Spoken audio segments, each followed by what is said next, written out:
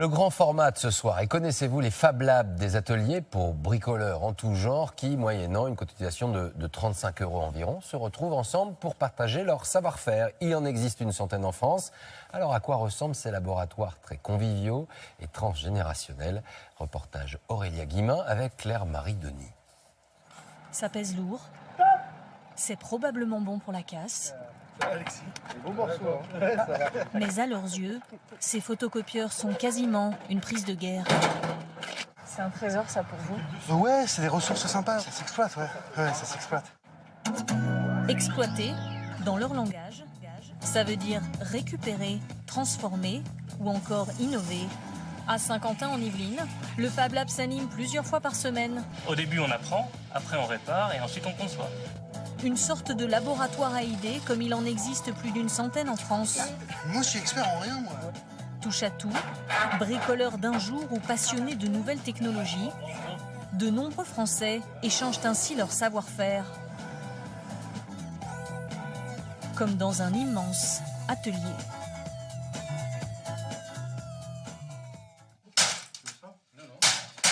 Là, le but, c'est de récupérer du composant. C'est pas de sauver la bête. Plus d'une heure que William, Arnaud et Philippe ont commencé à désosser ce photocopieur.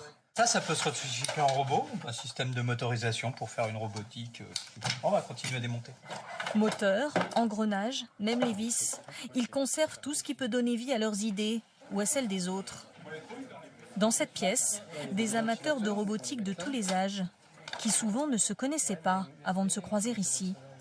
En fait, ils soudent ça sur la plaque, il y aura la batterie qui va venir se placer ici. Pour 35 € de cotisation annuelle, ils peuvent venir bricoler, utiliser le matériel et fabriquer.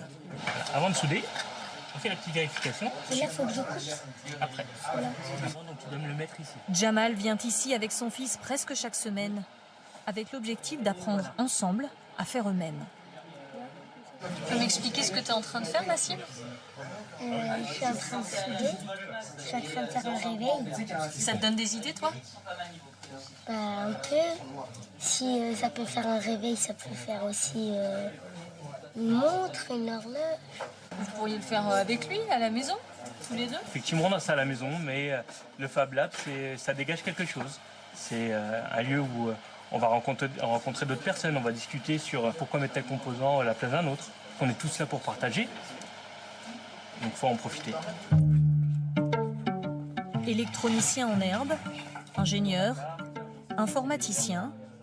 La plupart des adhérents sont souvent férus de nouvelles technologies, mais s'approprient finalement aussi des machines plus traditionnelles. William a fini de démonter l'imprimante. On va choisir la bonne couleur déjà. Tu fais sortir le fil par le petit. Il s'attaque maintenant à ses ourlets de pantalon grâce à Brigitte, enseignante à la retraite. Elle distille ses précieux conseils à beaucoup de jeunes hommes qui jusqu'ici ne connaissaient rien à la couture, Allez, il est parti. mais qui ont envie d'apprendre. Ce sont des gens qui reviennent vers la matière, qui ont besoin de toucher, d'essayer, de ressentir autre chose qu'une souris d'ordinateur. Le Fab Lab de Saint-Quentin en Yvelines est associatif, mais en 3 ans, il est devenu un vrai soutien pour des micro-entrepreneurs du secteur. Michel, je crois que je vais avoir besoin de ton aide. Découper une plaque. Sophie est créatrice de faire-part. Sa petite entreprise fabrique en très petite quantité et n'a pas les moyens d'investir dans certains matériels. La découpeuse laser acquise par le Fab Lab grâce à des mécènes et des subventions lui permet de diversifier sa production. Moi qui fais découper souvent 1 ou 2 plaques, c'est pas possible dans une entreprise, ça les intéresse pas. Donc il n'y a que le Fab Lab qui accepte que je me serve de la machine pour découper une plaque. Donc ça m'ouvre un marché que je n'avais pas avant. Tout cela reste très artisanal. Est-ce que ça va marcher? À toi? C'est l'esprit de ce lieu. Après plusieurs heures de travail, Yes! Nassim et son père ont réussi leur projet de réveil, grâce à très peu de choses. Si ce n'est une très grande envie d'y arriver. Il est 7h17. Papa, il a rien fait.